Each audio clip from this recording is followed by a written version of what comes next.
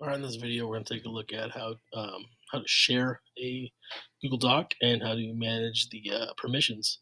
So once you're in the Google Doc, you have the big blue share button up here in the top right corner. You can't miss. By default, it's private only to you. So once we open this up,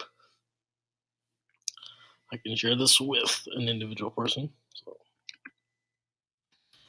type in their email address, especially if they're in your domain, it just pops right up, or it can be someone outside of your domain. Yes. And send, and these people now will have access to it. So it's right here, it says share with 2 people. So if I go back to share button, I can kind of manage this. So right now, I go over here, click advanced. So when you put someone's email address or name in here, you can directly determine what kind of permissions they have. By default, you give them editing permissions. So the 2 people that I shared it with can now edit this document. I can put where they can just can comment or can view. I can manage the sharing permissions, etc. by clicking advanced right here. And right now it says specific people can access. So my work account, my personal account, and a retired colleague of mine. Now I can, right here, I can determine, I can give them an expiration date, that's how long they're able to access the document. I can again change their permissions. I can even make the other person an owner.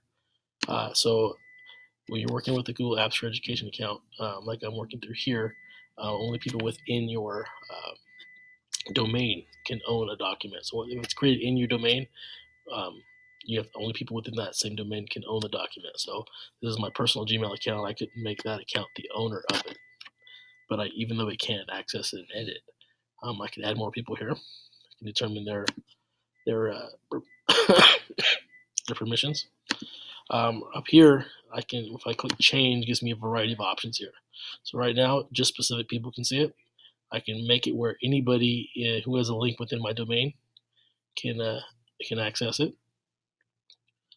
Let's see who has a link. This one makes it kind of public to the domain. This is anybody with a link, so I can make it where anybody that doesn't matter with my domain or not. If I click on here, then if I send them a link, they have access to it, or I can make it public on the web, meaning anybody can get it. They don't even need a link. It can be shared by as many people as we want. It can go viral, etc.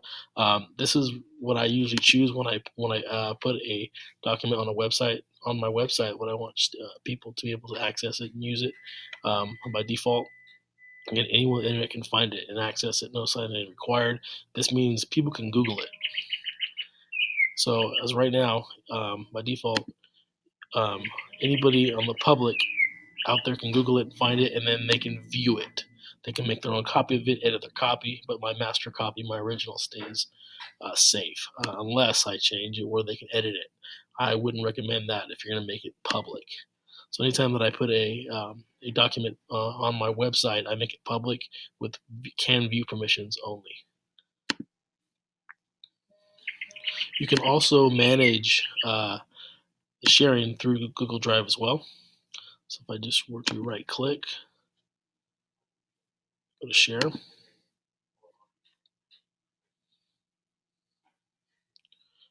and from here, if I just go back to advanced, it'll give me all the same, options. So you can do it through Drive or through the share button on the dock itself.